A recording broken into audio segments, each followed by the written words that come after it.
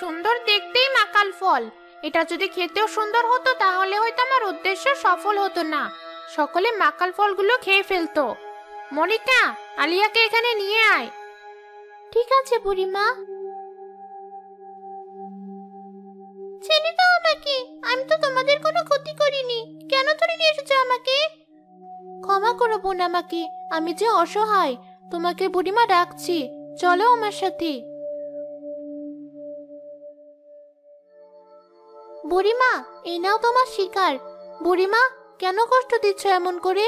মুক্তি দিয়ে দাও না সবাইকে। তোরও কি মাকাল ফল হওয়ার ইচ্ছা হয়েছে? দয়া করে আমাকে মাকাল ফল বানিও না বুড়িমা। তাহলে আমি যা বলবো তাই কর, না হলে তোর মা বোন কখনোই মাকাল ফল থেকে মানুষ রূপে ফিরবে না, মনে রাখিস। এমন কথা বলো না বুড়িমা, তুমি যা বলবে আমি তাই করব। এসবের মানে কি? আমি তো কিছুই বুঝতে পারছি না। তোর এত বুঝে কাজ নেই। আজ থেকে তুইও বাকি সবার মতো মাকাল ফল হয়ে আমার বাগানে ঝুলে থাক।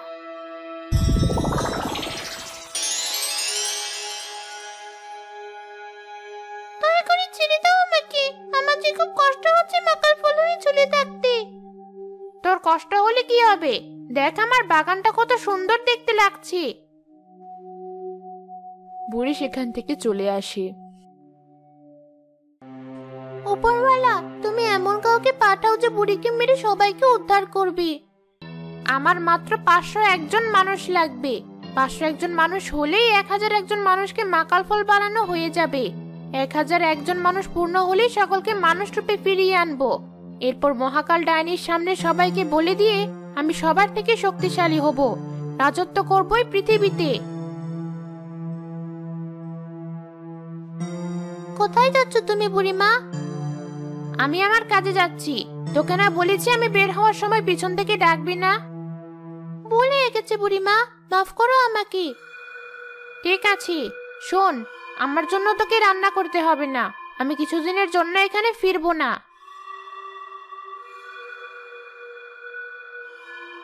না জানি বুড়ি আবার কাদের ধরতে যাচ্ছি।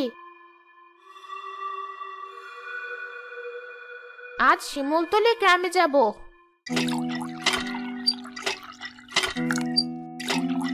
ওই তো একটা মেয়ে কলপারে পানি নিচ্ছে। আশেপাশে তো কাউকে দেখতে পাচ্ছি না। ওই মেয়েটাকে মারতে হবে।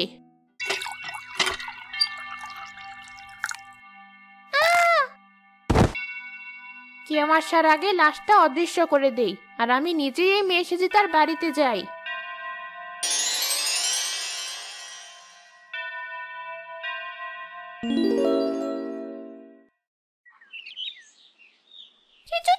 তুই সে কখন পানি নিতে এসেছিস? এখনো বাড়িতে কেন যাসনি? তোর মা তোকে খুঁজছে। এই তো এখনই যাচ্ছি বাড়িতে। তাহলে তুই দাঁড়া, আমিও তো বাড়িতেই যাব। দুজনে একসাথে না হয় ফিরবো। তাড়াতাড়ি নে, আজ বড্ড দেরি হয়ে গেল। চল সুচিতি। তোদের বাড়িতে কত মানুষ, তোর এত মানুষের ভিতর থাকতে ভালো লাগে? তাহলে তো ভালো জায়গায় টোপটা ফেলেছি। আজ রাতেই আমি আমার কাজ শেষ করব। কিরে সেতুতি, কথা কেন বলছিস না? কখন থেকে কি এত ভাবছিস বলতো? কই কিছু ভাবছি না তো। আমি আমার বাড়িতে চলে যাচ্ছি, তোর সাথে পরে কথা হবে। কিরে, তোর আসতে এত দেরি হলো কেন? দেখতেই তো পাচ্ছি বাড়িতে কত কাজ। তোর মেজ চাচির শরীরটা ভালো না। ছোট, তুই মেয়েটাকে কেন বকছিস? ও তো ছোট মানুষ, ও কি কাজ করতে পারে? বোন, তুমি তো সবই জানো, তাহলে একথা কিভাবে বলছো বলো? মেয়েটাকে দিয়ে কাজ করাই না, তার জন্য সে যদি আর মেজদি কি কম কথা শোনায়? সে আমি মেজ আর সেজোর সাথে কথা বলবো।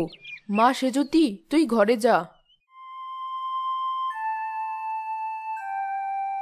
মা সেজুতি, কোথায় তুই? আমাকে একটু পানি দে তো। না, এদের জন্য তো কোনো শান্তি নেই। আমাকে দিয়ে কাজ করাতেই আছে। যত ইচ্ছা হয় কাজ করা, শুধু একটা রাতের অপেক্ষাই তো। কি হলো মা? এই নাও পানি। আমার কাছে কলসটা দিয়ে দে, তোর চাচাদের জন্য মাঠে পানি নিয়ে যাই। এই নাও কলস। ভাই, তোমার ভাইকে তাড়াতাড়ি ফিরতে বলো আজ। ঠিক আছে ভাবি।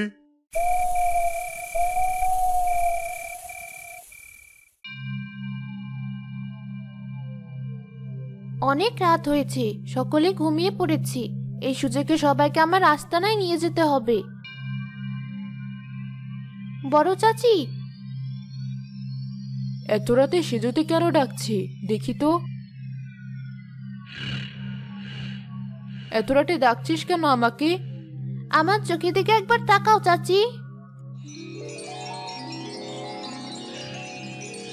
সেজুতির বড় চাচি সেজুতির চোখের দিকে তাকাতেই সেজুতির রূপী বুড়ি তাকে বশ করে নেয়।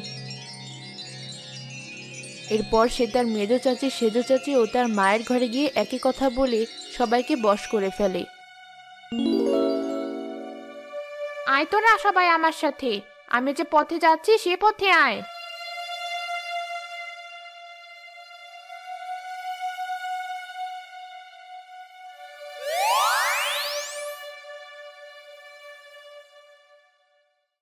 বড়দি, মেজদি, ছোট, আমরা কোথায়? এখানে কিভাবে এলাম আমরা? বড়দি, আমার খুব ভয় করছে, চারদিকে তো জঙ্গল মনে হচ্ছে। ভয় পাস না, শান্ত হো। কিন্তু এটা তো একটা মাকাল ফল বাগান মনে হচ্ছে। ঠিকই বলেছ তোমরা, আর এত ভেবো না, আমি এনেছি তোমাদের সবাইকে। কেন এনেছেন এখানে আমাদের বুড়িমা? আমার আশা পূর্ণ করতে। কি আশা আপনার? আমি 1001 জনকে বলি দিয়ে মহা শক্তিশালী হব। দয়া করে আমাদের ছেড়ে দিন বুড়িমা, আপনি যা বলবেন তাই করব আমরা, কিন্তু আমাদের বলি দিবেন না। এত কষ্ট করে তোদের ধরেছি ছাড়ার জন্য নয়, আজ থেকে তোরাও বাকি সবার মতো মাকাল ফল হয়েই থাকবি।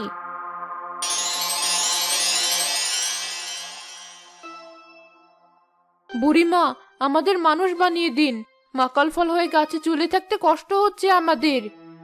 কখনোই না, আরে তো কান্নাকাটি করে লাভ নেই, কেউ তোমাদের কথা শুনতে পাবে না। আজ অনেকগুলোকে একসাথে ঝুলিয়ে রাখতে পেরেছি, আমার যে কি আনন্দ হচ্ছে। যাই, এখন আমাকে যজ্ঞ করতে হবে।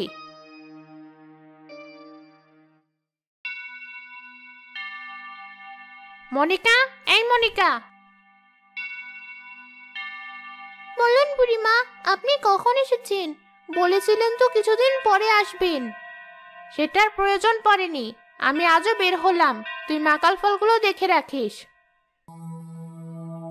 বুড়ি হাঁটতে হাঁটতে রায়পুর গ্রামে যায়। সে গ্রামে বাস করত রীতা নামের এক বিধবা মহিলা।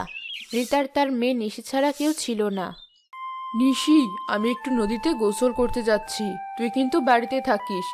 ঠিক আছে মা, তুমি কিন্তু বাড়ি এসে আমাকে পায়েস রান্না করে খাওয়াবে। ঠিক আছে, আমি পায়েস রাঁধবো।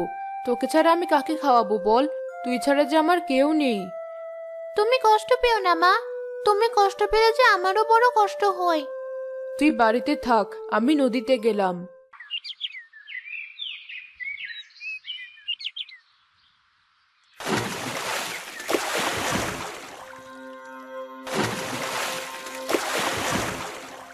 এই মেয়ে নদী থেকে উঠলে ওকে অজ্ঞান করেও রূপ ধরবো আমি। এবার বাড়িতে যাই।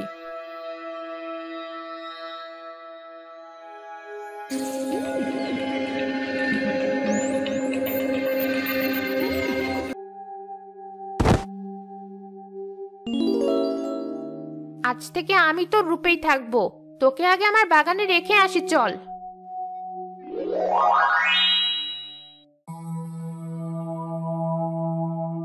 তুমি এসেছো মা, এবার আমাকে পায়েস রেঁধে দাও। দূর হ আমার চোখের সামনে থেকে, আমাকে তুই পায়েস রাঁধতে বলিস? আহ! মা দেখো, আমার মাথা ফেটে গেছে। তাতে আমার কি? ধুর, এখানে একটাও মানুষ নেই, কেন যে এলাম? তাতে কি, পাশে তো মানুষ আছে।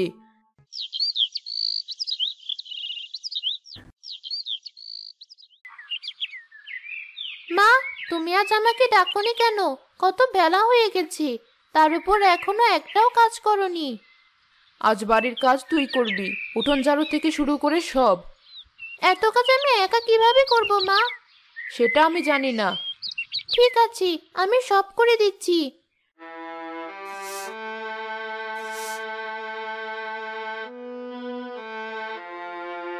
মা, কাজ হয়ে গেছে সব। এবার আমাকে কিছু খেতে দাও, খুব খিদে পেয়েছে আমার। তোকে খেতে দিব আমি?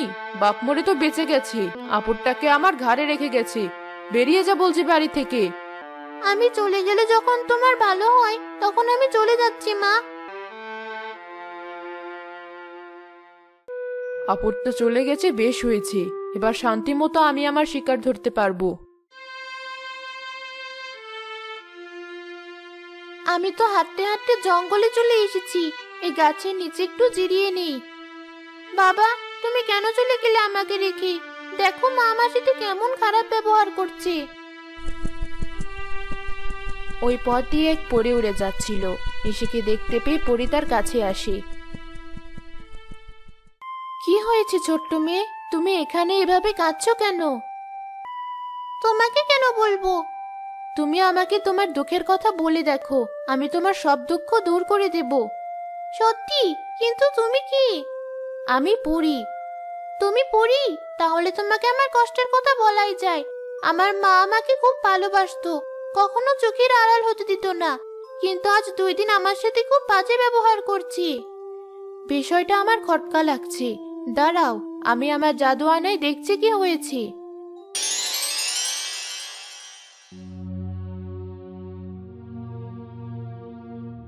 নিশি, তোমাদের বাড়িতে যে আছে সে তোমার মা নয়, সে একজন জাদুকরী বুড়ি। তাহলে কোথায় আছে আমার মা? শান্ত হও নিশি, তোমার মাকে জাদুকরী বুড়ি মাকাল ফল বানিয়ে রেখেছে। কি বলছো তুমি? তাহলে কি আমি আমার মাকে দেখতে পাবো না? আমার মা কি সারা জীবন মাকাল ফল হয়ে থাকবে? একটা উপায় আছে, তোমার মা সহ আরো অনেকে মাকাল ফল হয়ে জীবন কাটাচ্ছে। তাদের সবাইকে মাকাল ফল থেকে মানুষ বানাতে হলে ওই বুড়িকে আগে মারতে হবে। কিভাবে মারবো আমি বুড়িকে? বুড়ির মাকাল ফল বাগানে একটা সোনালী মাকাল ফল আছে, তার ভিতর বন্দি আছে একটা বিড়াল। বিড়ালের পেটের ভিতর একটা পাখি আছে, সেটা মারতে পারলেই বুড়ি মারা যাবে। এই কঠিন কাজকে তুমি পারবে? আমাকে যে পারতেই হবে। আমি আমার মা সহ সেখানে মাকাল ফল হয়ে জীবন কাটানো সবাইকে মুক্ত করব। তুমি অনেক সাহসী, আমি তাহলে এখন আসি। ঠিক আছে।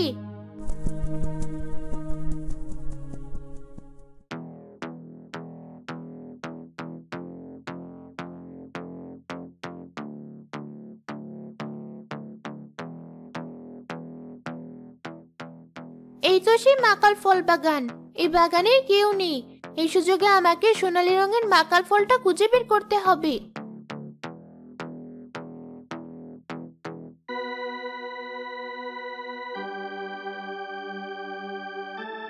কে মাকাল ফল বাগানে? আমি। তুমি এখানে কেন এসেছো? এখান থেকে চলে যাও তুমি। বুড়িমা দেখলে তোমাকে মেরে ফেলবে। ওই বুড়ি মারার আগেই আমি বুড়িকে মেরে ফেলবো। যে করেই হোক আমি আমার মাকে উদ্ধার করব। তুমি কি জানো বুড়ি কিভাবে মরবে? হ্যাঁ জানি। তাহলে আমি তোমাকে সাহায্য করব বুড়িকে মারার জন্য। তুমি আমাকে বলো কি করলে মরবে বুড়ি।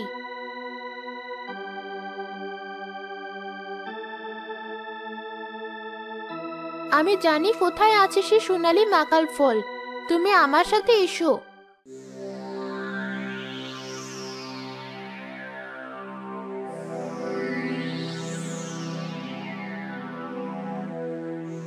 ওই তো সে মাকাল ফল। তুমি তোমার কাজ করো, আমি দেখছি বুড়ি আসছে কিনা। তোমাকে অনেক ধন্যবাদ মনিকা।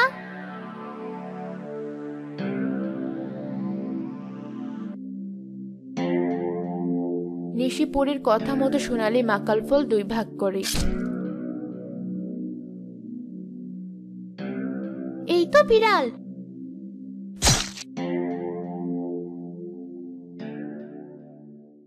তুমি তো পাখিটাও পেয়ে গেছো। এবার তাড়াতাড়ি পাখিটাকে মারো। তুমি ঠিকই বলেছো। শয়তান মেয়ে, ছেড়ে দে, ছেড়ে দে বলছি পাখিটা। কিছুতেই না। নিশি, ভয় পেয়ে তুমি পাখিটা ছেড়ে দিও না। এতদিন আমি দুধ কলা দিয়ে কাল সাপ পুষেছি, তুই আমার খেয়ে আমারই সর্বনাশ করছিস।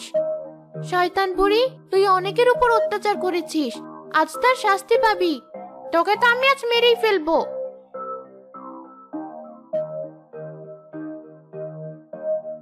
না, মেরে ফেললি তোরা আমাকে, সাধনা পূর্ণ হলো না।